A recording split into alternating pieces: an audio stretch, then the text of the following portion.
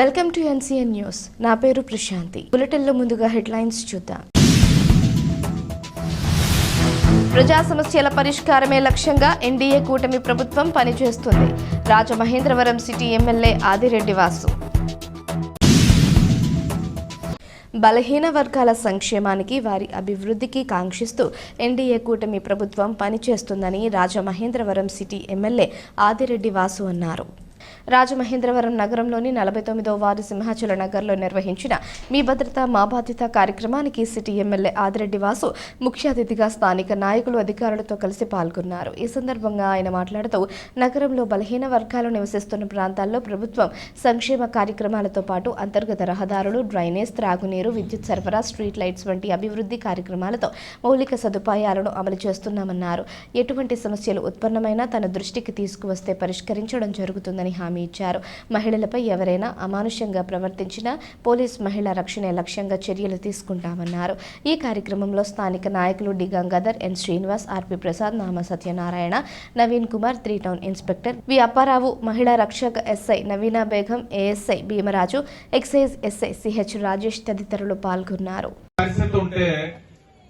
మొన్ననే గౌరవ ఎస్పీ గారితో చర్చించి గాంధీ జయంతి రోజున మహిళా రక్షక్ ఇంత ముందు మీరు గమనించినట్లయితే 2014-19 మధ్యలో షీ టీమ్ అని ఉండేది.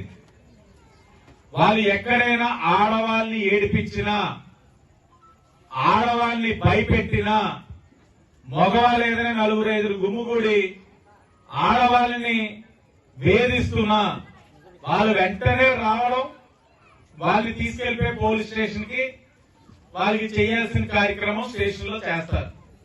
ఇప్పుడు మరలా షీ టీము మహిళా రక్షక అని పేరు మారి మీ ముందుకు వచ్చారు. కోట్లు వేసుకుని వాళ్ళకి సంబంధించిన అధికారిని ఆవిడ కూడా ఉన్నారు.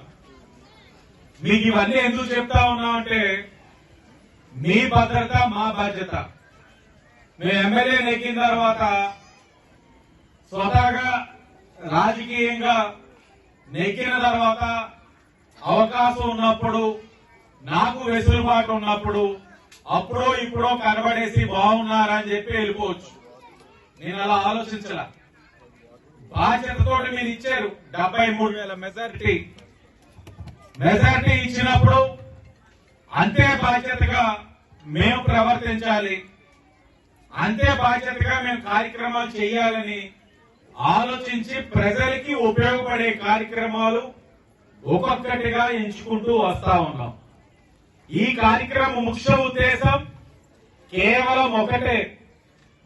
సింహాచల్ నగర్ అంటే చిన్న చూపు చాలా మంది రాజకీయ నాయకులకి, ఎందుకంటే బలహీన వర్గాలు నివసించే ప్రాంతం.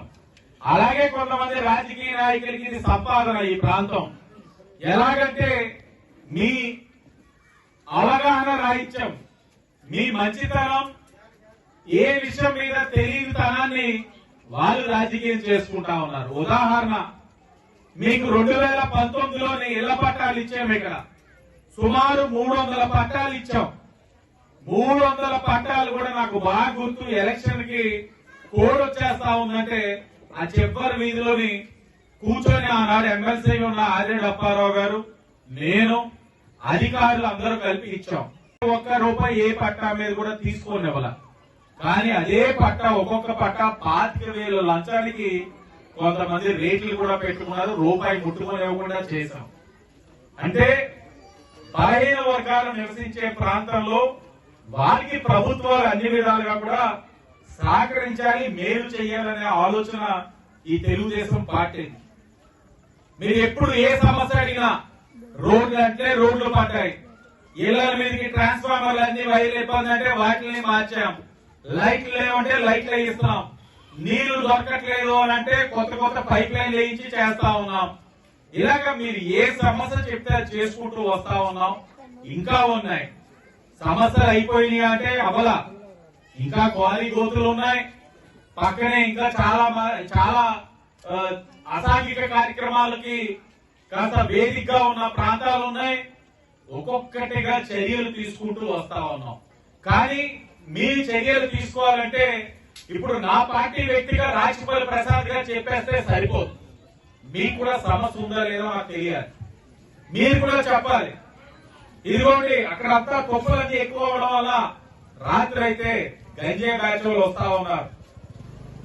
ఈ కుర్రోళ్ళందరూ ఆడక ఏకమవుతా ఉన్నారు. రాత్రి అయితే తాగేసి అల్లర్లు చేస్తున్నారు. ఇలాంటి మీ సమస్యలు అని చెప్పారంటే పోలీసులు అక్కడ ఏం చర్యలు తీసుకోవాలో తీసుకుంటారు. ఇదిగో రాత్రి అయితే ఇక్కడ కుర్రోళ్ళందరూ గుమ్ముగుడుతా ఉన్నారు. మా ఇళ్లలో చిన్న చిన్న ఆడపిల్లలు కూడా బయటకు వెళ్ళాలంటే భయంగా ఉందని అంటే చెప్పండి, దాని మీద ఏం చర్య తీసుకోవాలో మహిళా రక్షక తీసుకుంటారు. సారా ఎన్ని విధాలుగా అరికట్టినా ఇంకా ఆపట్ల. ఇదిగో పలానా పొల్లయ్య ఎల్లయ్య కాస్తున్నాడని చెప్పండి, అతని మీద చర్యలు తీసుకోకపోతే మమ్మల్ని అడగండి. మేము తీసుకోవాల్సిన చర్యలు తీసుకుంటా ఉన్నాం. ఈ 3 నెలల్లో క్వారీ ప్రాంతంలో సారా కాసే వాళ్ళైతే రాత్రి పూటలు నిద్రపోనేవాళ్ళు. నేనైతే నా ఇళ్ళకి కూడా వచ్చి బతిమాలుకున్నారు. మొన్న కూడా వచ్చి బతిమాలుకుంటా ఉన్నారు. ఏమండి పండగ దాకా కాస్త చూసి చూడనట్లు వదలండి. ఎంత ధైర్యం ఉంటే వస్తా ఉన్నారంటే ఇంకా దానికి బానిసలు ఉన్నారు కాబట్టి అది ధైర్యం. మీరు ఇళ్లలో మగవాళ్ళు మా పరిస్థితి మీరు చూసుకోండి. మాకు